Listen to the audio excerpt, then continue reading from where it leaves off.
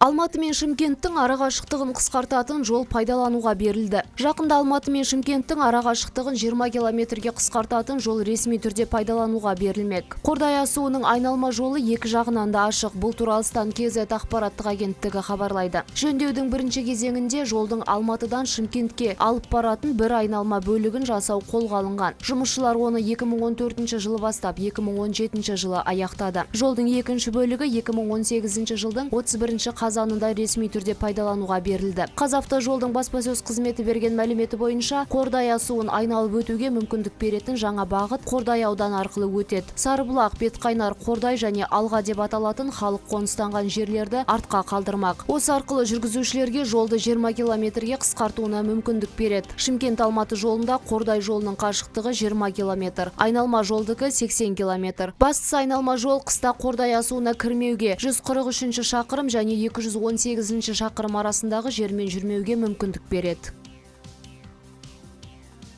2019 жылдың алғашқы жарты жылына дейін 4 колония жабылмақ. Ішкі істер министрі Қалмұхаммед Қасымовтың сөзінше, соңғы 2 жылдың ішінде 7 түзеу мекемесі жабылды. 2019 жылдың алғашқы жарты жылына дейін тағы да 4 колония өз қызметін тоқтатпақ. Бұл туралы Стан.kz ақпараттық агенттігі хабарлайды. Парламент мәжілісінде 2019-2021 жылдарға арналған республиканың бюджеті туралы заңды жобаны талқылау барысында министр осы жағдайды сөз еткен. Түрмедегі адамдардың азайғаны байқалады. Осы уақытқа дейін алып келген қаражатты қалған мекемелерге бөлдік. Өздеріңіз білетіндей 2015 жылдан бері біз 20-30%-ға дейін кем қаржыландырып отырдық. Сондықтан қазір осы қызметтерді бекіттік, деді Қасымов. Қазіргі таңда босатылған барлық жұмысшылар пробация қызметіне кеткен.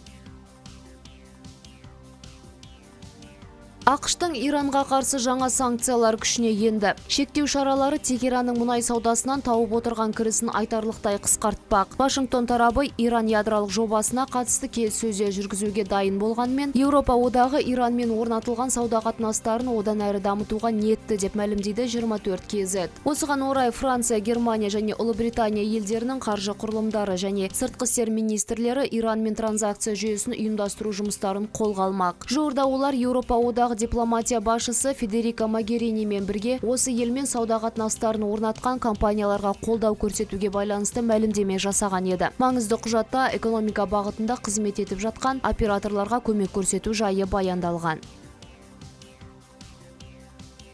Сицилияда қатты нөсердің салдарынан 12 адам көз жұмды. Демалыс күндері Сицилияда жауған жаңбырдың салдарынан қаза тапқан адамдардың саны 12-ге жетті. Бұл туралы Стан.kz ақпараттық агенттігі хабарлайды. Камарат қаласының жанында жауған нөсерлердің салдарынан көліктерді өзен шайып кеткен. Көліктердің бірінде отырған 2 адам қаза тапты. Қайғылы оқиға жексенбіге қараған түні Кастельдачча қаласында орын алған. Қатты жаңбырдың салдарынан Милича өзені тасып, жағаға жақын жерде орналасқан үйлерді де шайып кетіпті. Айта кететін бір жайт, апта басынан бері Италияның көптеген аудандарына қатты желмен бірге нөсер жаңбыр жауған. Сенбі күні азаматтық қорғаныстың бұйрығымен Сицилия мен Сардинияда қызыл деп аталатын табиғат апатының деңгейі белгіленді. Осыған дейін Италияда ауа райына байланысты 19 адамның қайтыс болғаны айтылған болатын.